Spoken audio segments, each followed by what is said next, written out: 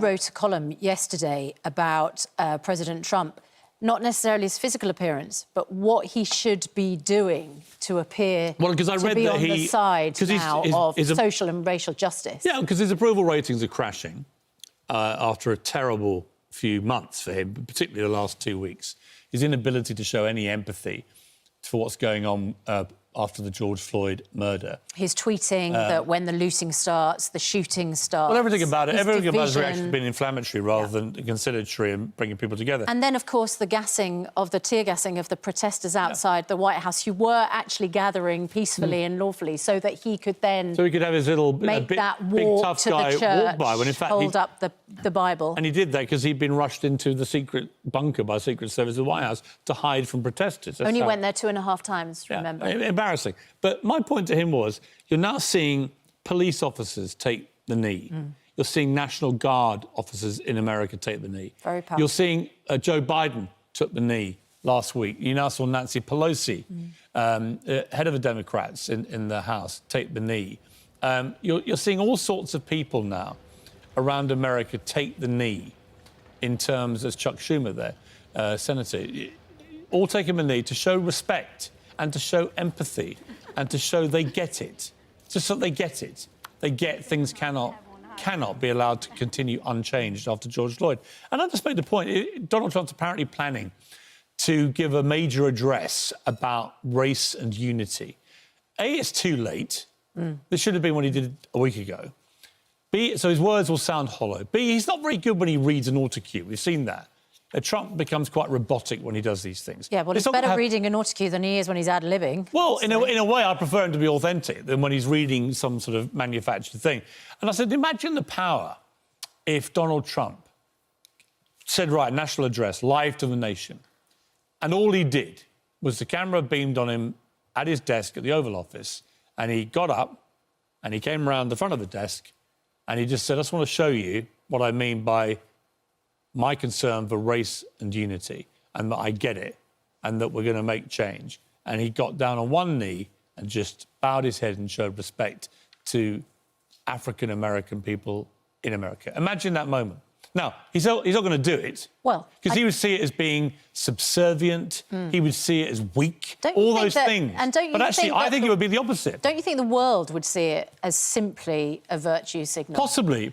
You know, what you have to believe is that Donald Trump really believes in racial justice. But if he did it, it would be an astonishingly powerful moment. If he really believed it, well, you know, I've said this about Trump before, that actually his lack of empathy is a real problem. Yes. But actually, he doesn't... If you're the president, it doesn't really matter if you are completely buying into what you're saying or not. Oh, no. It definitely matters if you're Donald Trump, if you're buying into what you're saying. Let me finish. No. Actually, sometimes it doesn't. Sometimes you're basically there as a front person for your country. And it's about the message that you transmit to the world. And I don't care what's going through Trump's mind, whether he thinks it's politically expedient, whether it may win him an election. None of that really bothers me. The imagery of him doing that would be quite extraordinary. And what did he call Colin Kaepernick when he took the knee? He called them all sons of bleeps. And Colin Kaepernick was the NFL player, of course, who started this. Interesting sort of chronology here, because it was 2016, and there'd been a lot of terrible incidents involving African-Americans being killed at the hands of police in the build-up to this. And Colin Kaepernick was a top player for the Seattle Seahawks. No, where was he? I can't remember. Whichever team it was. And top player. And he decided to sit out the national anthem in protest. So he would sit back. And I wrote a column about him at the time, criticising him, saying, this looks very disrespectful just to sit during the national anthem. And then a very interesting thing happened. A guy called Nate Boyer, who was a former Green Beret, and had played, I think he played at the Seattle Seahawks briefly. He contacted Kaepernick and said, look, I think this sitting is very disrespectful in the way it looks. But in the military, when we want to show ultimate respect for a fallen hero, a fallen comrade, we get on one knee and we take the knee. And Kaepernick listened to this and they had a real coming together. They then went to the next game together. Boyer stood and put his hand over his chest, as many people do with the anthem in America. Kaepernick went on one knee. San Francisco. And from that moment, taking the knee for racial injustice became a thing.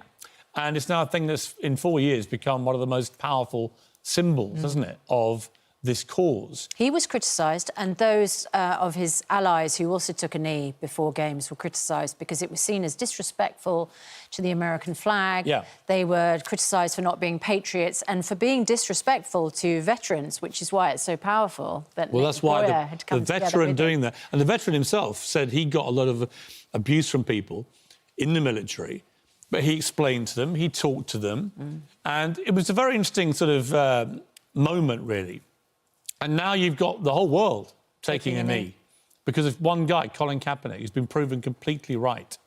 And, you know, all the people, including myself, I was one of the people at the time who said, I think it's disrespectful to sit out the anthem.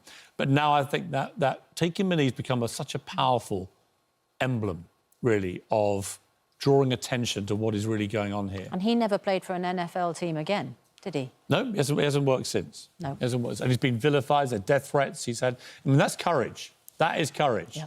That's like, you know, Rosa Parks on the bus, isn't it? That's what courage is, actually. It's doing something you know is going to make you hated and reviled, but it's the right thing to do.